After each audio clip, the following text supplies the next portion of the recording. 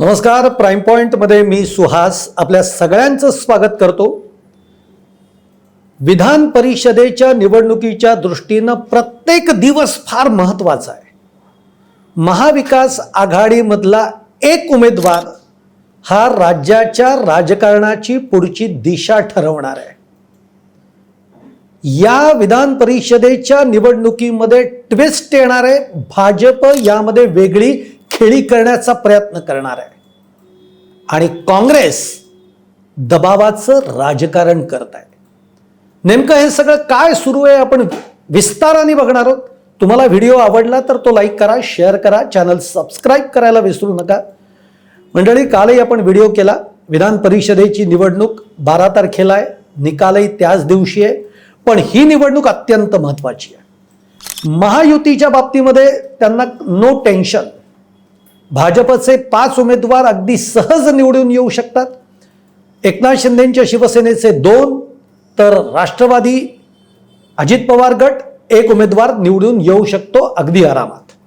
आता प्रॉब्लेम कुठे आहे? प्रॉब्लेम आहे तो म्हणजे महाविकास आघाडीत. बरं, प्रॉब्लेम म्हणावा तर तसाही नाही आहे, पण आणि प्रॉब्लेम आहे का तर आहे. तुम्हाला आठवत असेल की विधान परिषदेची टर्म संपल्यानंतर सभागृहामध्ये उद्धव ठाकरेंनी आपल्या भाषणामध्ये एक विधान केलेलं होतं. उद्धव ठाकरे असं म्हणाले होते की खरंच मला कळत नाही की मित्र कोण आहे आणि शत्रू कोण आहे.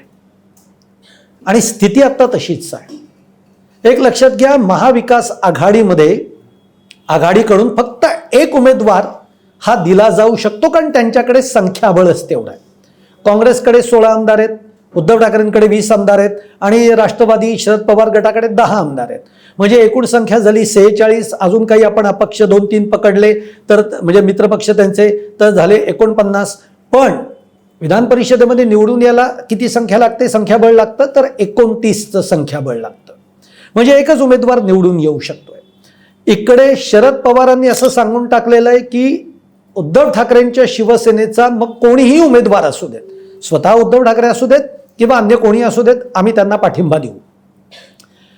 काँग्रेसची मात्र तशी भूमिका नाही आहे. लक्षात घ्या, काँग्रेस फार मस्त दबावाचं राजकारण करत आहे आणि ते करणार.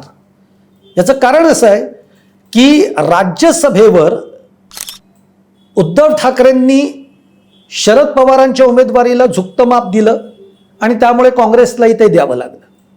संजय राऊत बोलून गेले शरद पवारांचं नाव आणि त्यामुळे त्यांना शरद पवारांच्या नावाला पसंती द्यावी लागली. मग काँग्रेसलाही नंतर ती द्यावी लागली अगदी ऐन वेळेला. हे आपण सगळं बघितलेलं आहे. त्यामुळे काँग्रेस आता या भूमिकेमध्ये आहे की राज्यसभेला आम्ही तुम्ही म्हणलात तसं केलं, पण मग आता विधान परिषदेमध्ये आमचं काय? काँग्रेसला काय मिळणार? म्हणून काँग्रेसनी थेट भूमिका न घेता एक चाल अशी खेळलेली आहे की उद्धव ठाकरे जर का विधान परिषदेचे उमेदवार असतील तर आम्ही पाठिंबा देऊ, अन्यथा नाही. म्हणजे दुसरा कोणी उमेदवार दिला तर काँग्रेस पाठिंबा देणार नाही, मग काँग्रेस त्यांचाही उमेदवार उभा करेल.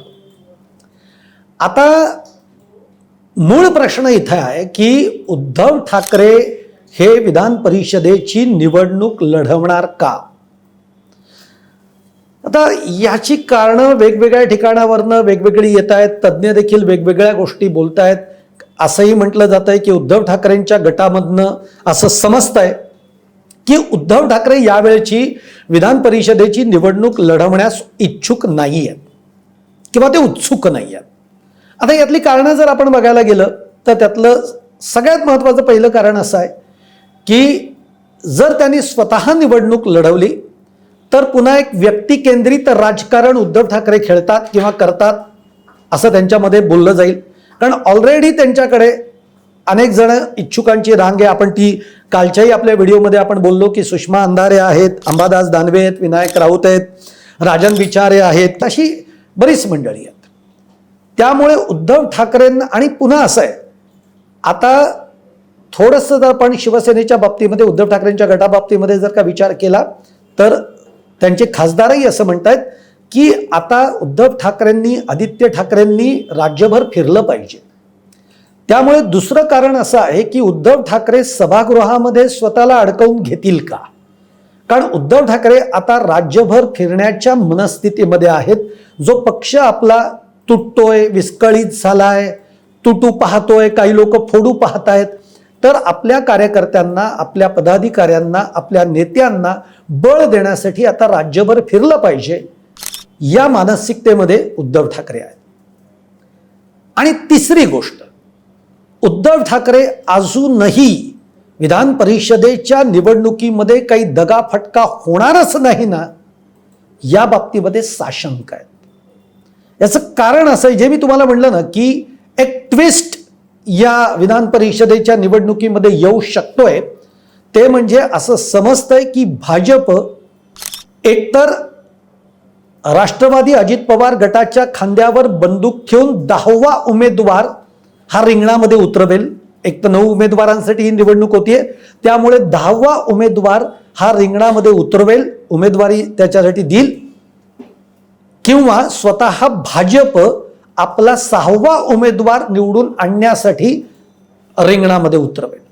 आणि तसं जर झालं तर घोडे बाजाराला तर ऊत येणारच आहे.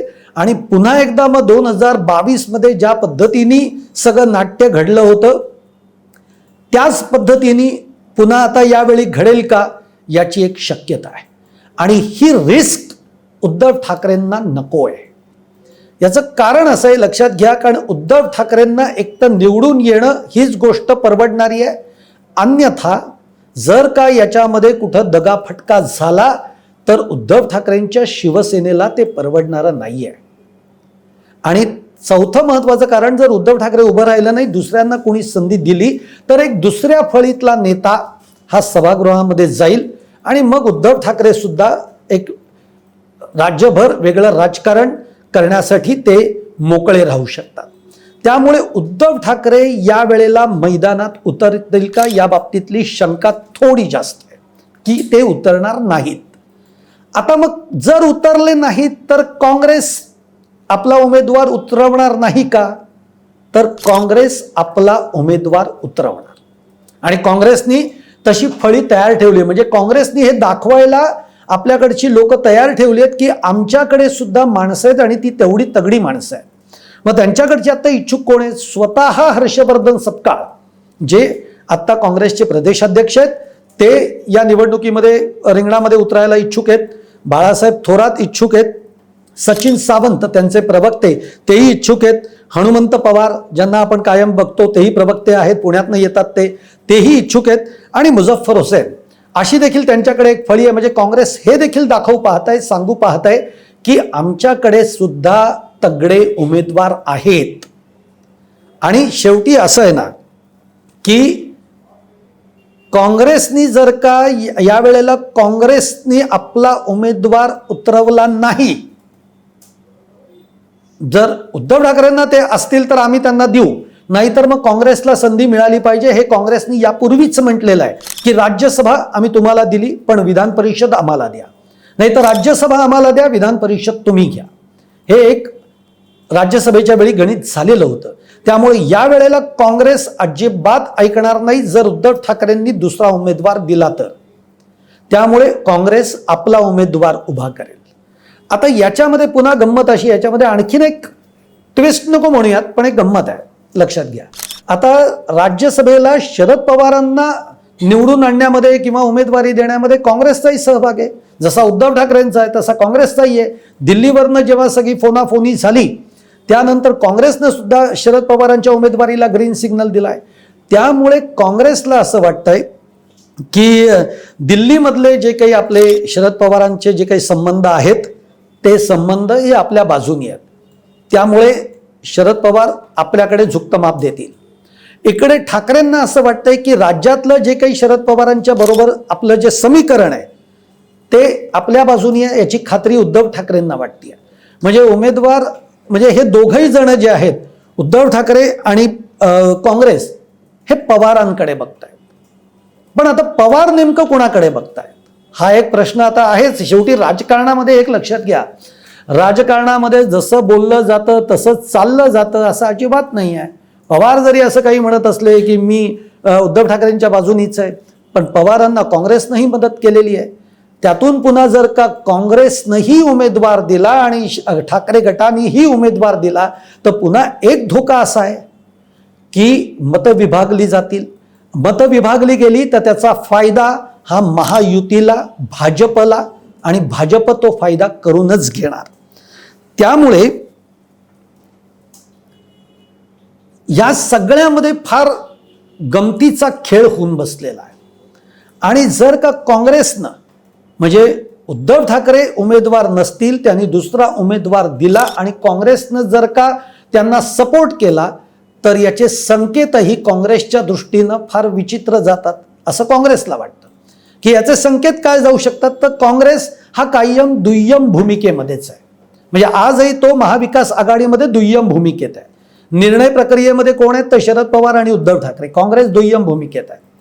आता गंमत अशी आहे की उमेदवार जर का त्यांनी दिला तर महाविकास आघाडीमध्ये फूट पडणार हे देखील तितकंच निश्चित आहे. त्यामुळे मी म्हटलं ना की आता विधान परिषदेच्या दृष्टिकोनातनं प्रत्येक दिवस हा अत्यंत निर्णायक असू शकतो.